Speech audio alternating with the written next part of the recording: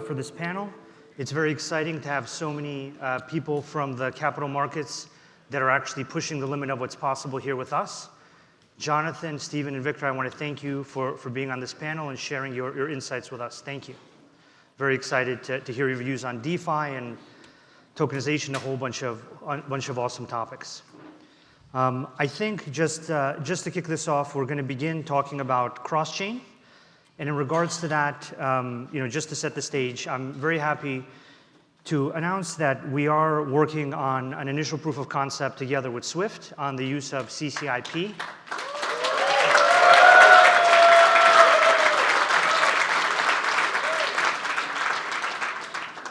In the capital markets to enable communications and movement of tokens between a number of different institutions in a way that'll accelerate the adoption of DLT blockchains and benefit various institutions all over the capital markets.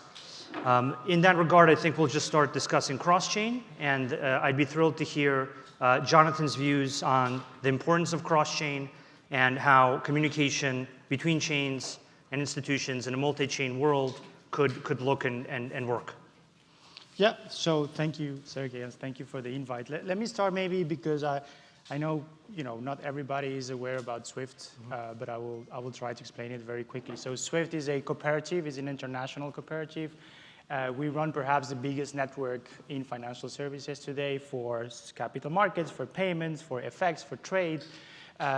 We are headquartered in Belgium, although we have sort of operations everywhere. And we have around 11,000 banks that are connected to Swift today. They exchange financial information in the most secure, reliable, and scalable way. All right, so that's one just to frame it that. The second piece is that the POC that we're doing, it's the end of a long story, right? I think 5 or 7 years ago was the first time Swift and Chainlink started working together. You were actually one of the first startups that we bet on. You won the startup challenge that we used to have a long time ago. And then even before blockchain was something that financial services had in their minds, I don't think at the time nobody was doing anything on blockchain, on financial services. Swift and Chainlink worked together on the first POC that we did on bond issuance and redemption.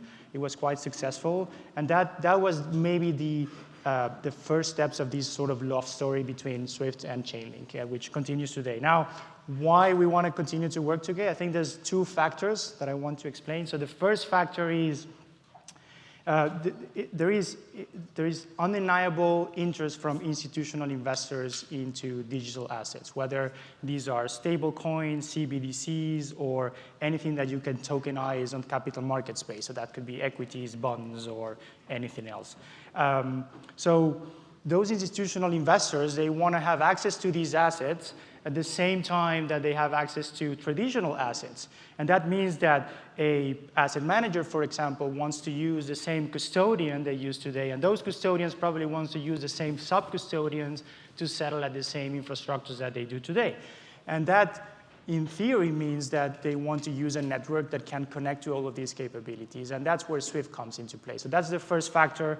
You have institutional investors saying, hey, Swift, we want you to be the network to connect to that. Now, in reality, connecting to this network for digital asset doesn't mean connecting to new, same infrastructures. It means that you have to bridge the gap between these infrastructures that have been there for ages and all of these new blockchains that are going to provide these services, whether it's issuance, clearing, trading, settlement of tokenized assets. And there are going to be many of them. There's already a few of them. Some of them are private. Some of them are Ethereum-based. Some of them are in anything that you can, any fabric that you can imagine, right? So Swift doesn't always have the potential to go and try to connect to all of them, right? Because if we bet on 10 this year and those 10 disappear, then we are losing investment in that. And it's the same for the banks.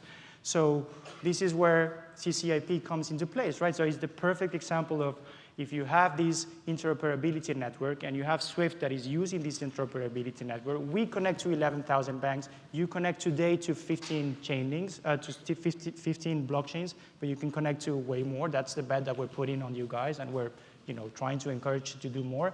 Then you have these 2 infrastructures that are secure, that are reliable, that are scalable, that can actually work so that you can buy an asset whatever you want and you can transact it in whatever country and serve institutions such as Bank of New York Mellon or DTCC to actually do that cross-border.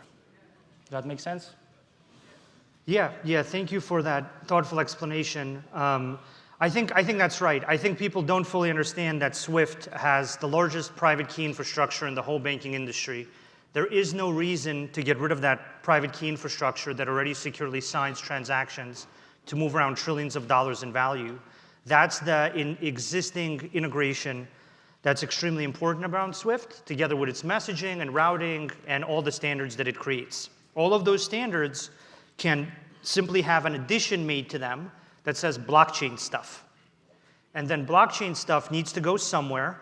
And instead of being very specific and going to hundreds of different chains and having all the complexity of going to hundreds of chains baked in, you can just have blockchain stuff go to a global standard like CCIP that can distribute that to hundreds of these chains efficiently. So just like we don't want to build private key infrastructure for the 11,000 banks of the world, because that's already done, SWIFT doesn't necessarily want to build an integration with every single chain on the planet because that's a body of work that we're focused on. So in that sense, I think it's a great collaboration and partnership, and it has been great working with them. Jonathan is right that it's been a long road together, working through a lot of things that we haven't always been able to be super public about. But this proof of concept is something we're going to be talking about more, and including more and more folks from the banking, capital markets, and institutional side of financial markets to make a big collaboration around. So thank you, Jonathan and SWIFT, for working with us. I really appreciate it. Thanks.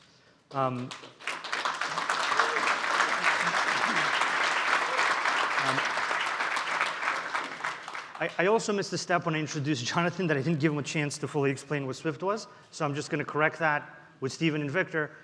Stephen, please tell us about the DTCC and the immensely important role it plays in the global financial system. And then if you could share your views on how cross-chain and a multi-chain world would evolve from your point of view. Sure, thanks, and great to be here. So Stephen Prosperi, I work at DTCC, which is a post-trade market infrastructure provider. Our core business is providing clearance and settlement services for US securities markets and post some pretty big numbers. I think last year we processed $2.4 quadrillion worth of securities. We often get asked if that's a real number, and it is in fact a real number. And it represents basically all broker-to-broker trades of equities, corporate debt, treasuries in the US markets. So naturally, we're very focused on blockchain and the opportunities it can present in the kind of industry where we sit in the industry. And kind of getting back to the question, cross-chain interoperability, we think it's very important. From day one of our exploration in this space, about 6 or so years now, we've kind of felt it important that there won't be one blockchain to rule them all. There will be multiple out there. The currencies will live across different chains, and other assets of value represented through tokens will live across different chains. So very similar to the role that we play in traditional markets of bringing all of those together, and similar to SWIFT in some ways in that nature, being connected to all the banks and broker-dealers to provide services, whether it's clearing services, settlement services, a lot of those same aspects, they'll transform, they'll look a little bit different, but fundamentally are very similar, I think, in a digital asset world. So in most of the initiatives that we take on, we look at how can this plug into multiple blockchains, and how can things coming down the pike like CCIP be used to help us kind of maintain that view, and again, to not build something that's already built, and to not have to stand up infrastructure to support 100 blockchains, if we can support one piece that can then plug into those 100 blockchains today, maybe 200 blockchains tomorrow. Great, makes sense. I think that's just the common sentiment that I'm seeing, is that the complexity of integrating with chains and the rapid rate at which they're changing, they're releasing new versions, one chain disappears, another chain reappears. I mean, it's really not a problem that I think larger institutions need to solve. I think it's a problem that crypto-focused infrastructure like Chainlink should be focused on solving, and it's a problem that we're eagerly taking on and making sure that we have good solutions so that the capital markets can interact with blockchains efficiently, and more value can get on blockchains and become cryptographically guaranteed and highly reliable. So I think that's the goal that that we all have, whether we work in the capital markets or in the public blockchain world. I think at the end of the day, we just want a more reliable, more secure global financial system. So Victor, I would really love to hear your views, and excited to hear about Bank of New York Mellon as well, and your views on cross-chain and what a multi-chain world looks like from your point of view. Yeah, it's really great to be here. A lot of energy in the room. So thanks for the invite. It's good to contribute. So BNY Mellon, Bank of New York Mellon, is founded in 1784 by Alexander Hamilton. So it was the first treasurer of the United States. So anyone seen Hamilton at Broadway? They're talking about the founder of our company. First stock traded on the stock exchange, first loan to the US government. So a lot of history, and that's very much embedded in our culture and our company, and we continue to stay relevant because we innovate and want to continue to stay engaged and grow, right, and innovate. We service 20% of the world's investable assets, so that's twice the US GDP in terms of custody. We clear and settle $10 trillion a day in US government securities or treasury securities, $2 trillion in payments, and we have wealth management and a strong distribution franchise in Pershing, which is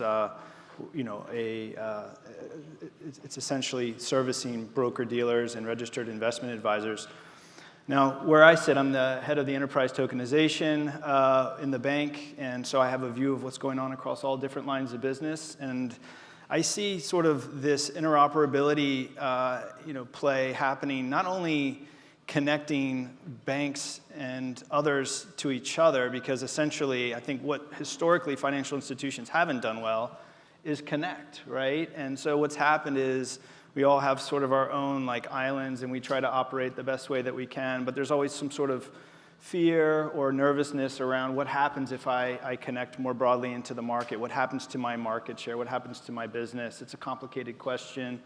And we see sort of blockchains and Chainlink and others not only connecting infrastructure to each other, market infrastructure like banks like DTCC or SWIFT, but even within banks, right? Because you have multiple systems, you have essentially multiple lines of business, and they've kind of grown up independent of each other, and so there's a lot of integration that needs to happen within banks.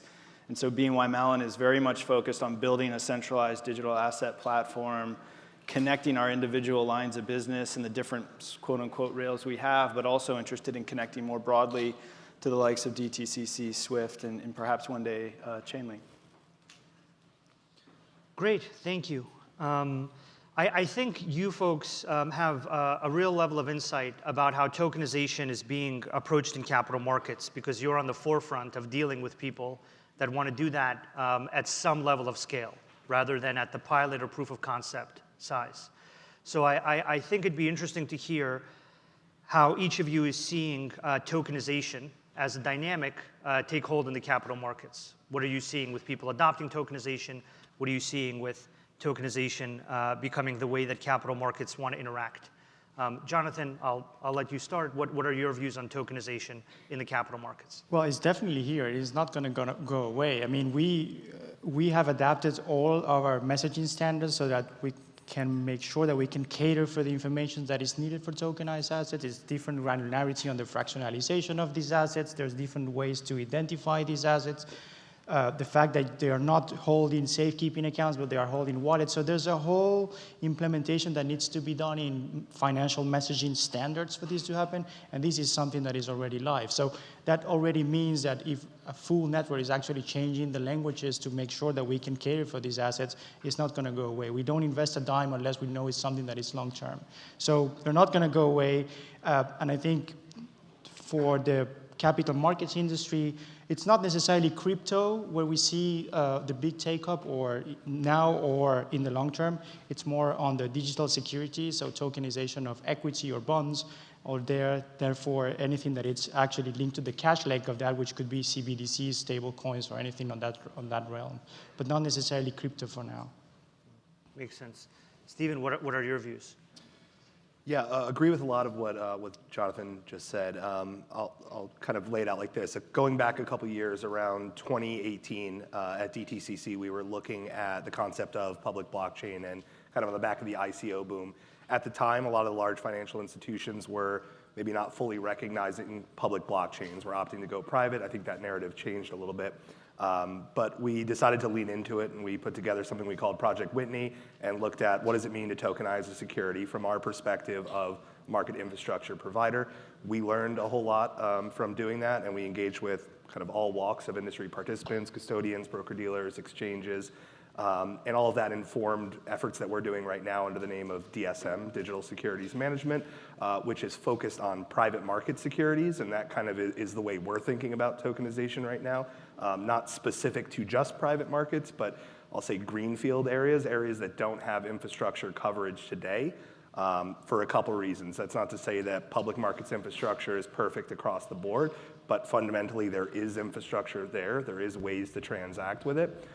There's this whole kind of wide range of assets, whether it's forms of real estate, tangible things like art, as well as pre-IPO equity, that are sort of ripe for some efficient infrastructure. And if we are kind of at this crossroads where we can try to go bolt it onto the existing infrastructure or leverage this new technology and some of the capabilities that can come with it, we're going to opt to go the new route there. So that's where we see a lot of the attention right now in capital markets, is focusing on those areas that are ripe for infrastructure. And then I'd say solutions that make them tokens more usable by large financial institutions. So that means not just the concept of self-custody in a wallet, but how do you bake them into our existing kind of tax and legal frameworks? There are pension funds out there and things like that have requirements to use a qualified custodian, and they already have, to Jonathan's point earlier, existing relationships there, and it's hard for them to break off and go to a new provider. So we look at it as how can the solutions that we build and the solutions that we're interested in kind of working with take all of the best parts of this new technology and kind of bridge over to pieces of the existing world right now to really realize the maximum benefit, I'd say. Wow, that's really interesting. So it's really those infrastructure, underdeveloped in terms of infrastructure sectors where you don't have the better infrastructure already existing for transacting digitally that you see some of this taking hold. Yeah, and I think kind of all markets will have a target on them at some point, but there are a lot of, to be honest, barriers in place. So kind of the area is, what are those new assets? And then we can start the conversation. And I know we talked about this just before we came up here, but just looking at the fact that there's about $1 trillion worth of assets on the kind of digital asset crypto side of the world, and $100 trillion worth of securities in the existing. And we have to start working on that path of how do those become digital, right? Because we can't just kind of only work on one path. There needs to be that bridge there between traditional and digital. Yep, sounds right. Thank you. Victor, would be thrilled to hear your views, considering you're head of tokenization. I'm sure you have some very astute views. Please share them with us. Yeah, by default, I'm definitely bullish on tokenization. Enough so that the bank thought it was important to have someone just in charge of this in BNY Mellon to help ensure that we do it correctly. It is table stakes, I think, over time for us and for anyone who's involved in the capital markets. We're not taking sort of a greenfield approach to tokenization like DTCC, though I think that's an admirable thing to do. Focus on a new asset class, see if you can create that infrastructure. And I think given DTCC's role, that's a real sweet spot for them. We're actually looking at tokenizing all different types of assets internally. And really, tokenization for me is an enabler for interoperability. It's really about standardizing, right? And so if you, just as we were talking about, the 1 trillion and the 100 trillion, like that needs to converge and operate in the same environment. And if you can't do that, then clients of ours, we have broker dealers, investment managers, the largest, financial institutions in the world. They don't want to segregate and manage their assets in different pools. They want to have one client experience. They want to be able to utilize those assets efficiently, hopefully in very similar ways. And where it is dissimilar, they want a common, they want all of that to be solved for in the background, right? Just like Chainlink's going to be solving the interoperability issues. So for us, I see it as a way for us to connect BNY Mellon to other market infrastructure, to be able to mobilize assets across different settlement systems globally in a seamless manner. And why is that important? Well, banks, other asset owners, et cetera, they put a lot of capital, a lot of assets in accounts just to facilitate the movement of things in the world, right? And so it's sort of the grease against the wheel to be able to move things. You have to sort of what they call overfund. You have to put a treasury in to take a treasury out.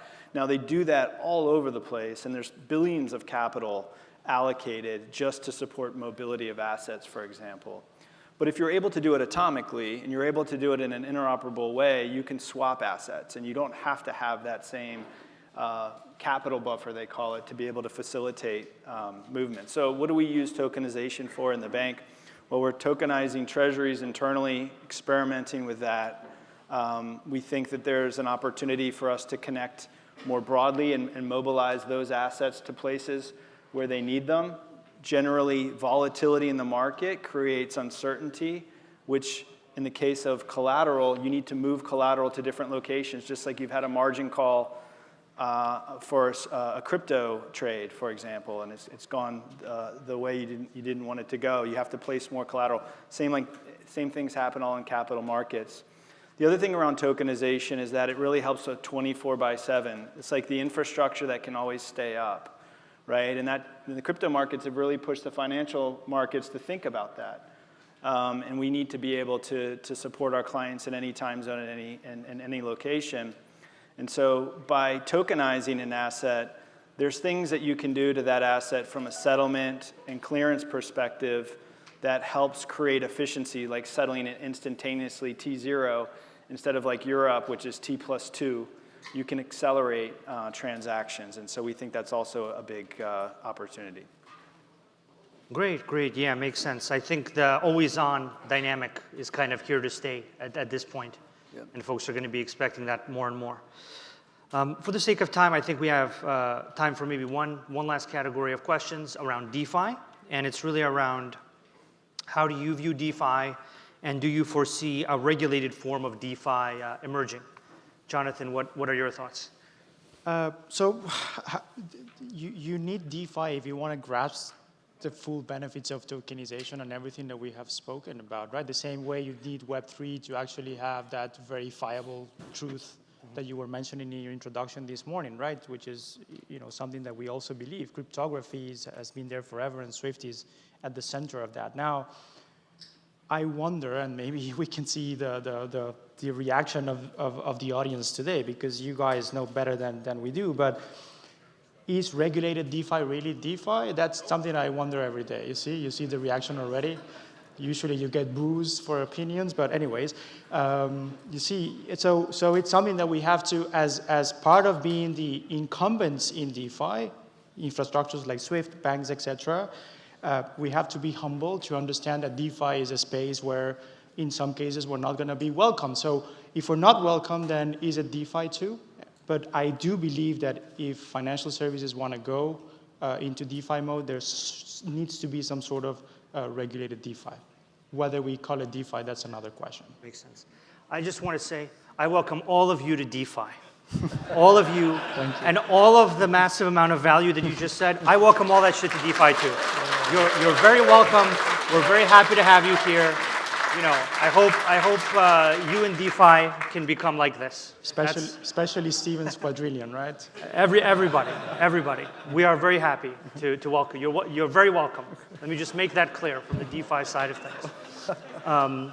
So Steven, what are your views on DeFi and the possibility of regulated DeFi and DeFi's interaction with larger financial systems? Yeah, I struggle to use the word regulated DeFi. I guess if you ask the regulators, they would say, well, we already do regulate it, or at least you're already bound by regulations. But I think the area that we need to push towards is something that gets financial institutions comfortable with using DeFi. That's a way less sexy name and doesn't roll off the tongue as well. But ultimately, that's what they need to get involved. And we've heard kind of permission DeFi, which also has, but at the end of the day, we need institutions to feel like they're not going to get busted on KYC, AML, that they know who they're transacting with. And I think ultimately that's very important to the DeFi ecosystem. The more liquidity, more kind of everything that makes a healthy functioning market. I think DeFi markets are different in terms of how you interact, but they are fundamentally markets. And back in the days when we were trading pieces of paper to electronic to digital assets, kind of the core characteristics of the market remain intact. And I think in order to really achieve what's possible there, the institutions will need to find a way to get involved. So things like decentralized identity can be a big tool to help get to that point.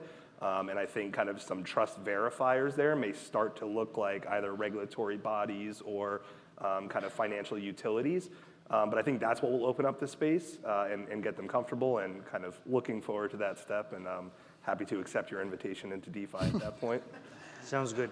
So kind of compliant DeFi. That's what you're seeing people interested in, is the power of DeFi, but in a compliant way. Yep.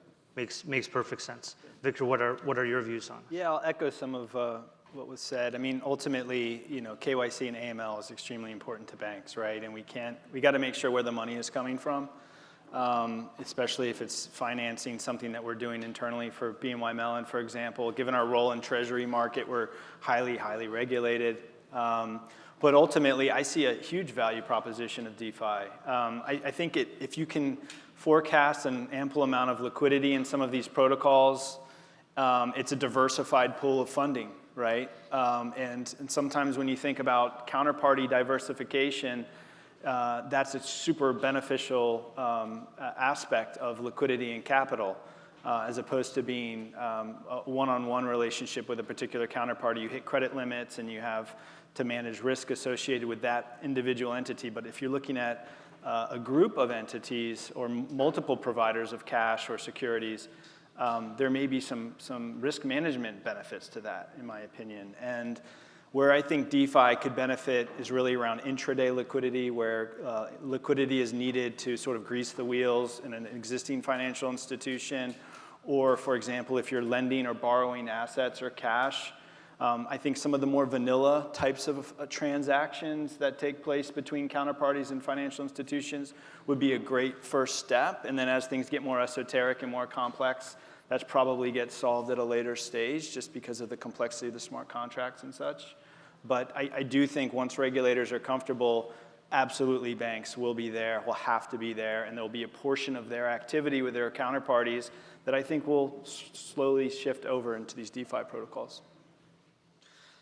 Makes sense. I appreciate the thoughtful view. I think I'm of the same view that once everyone's comfortable, there's so much value in DeFi that it's going to be a little bit inescapable, just like tokenization is now inescapable as a dynamic, because your users, your clients, they're asking about it, right? And that's really what drives your relationship with markets, is what your users and clients ask for.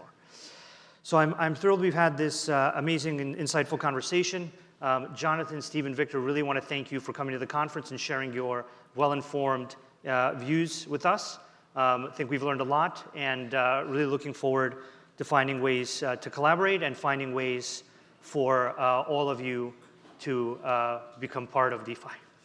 Right on. All right, great to see you. Thank you.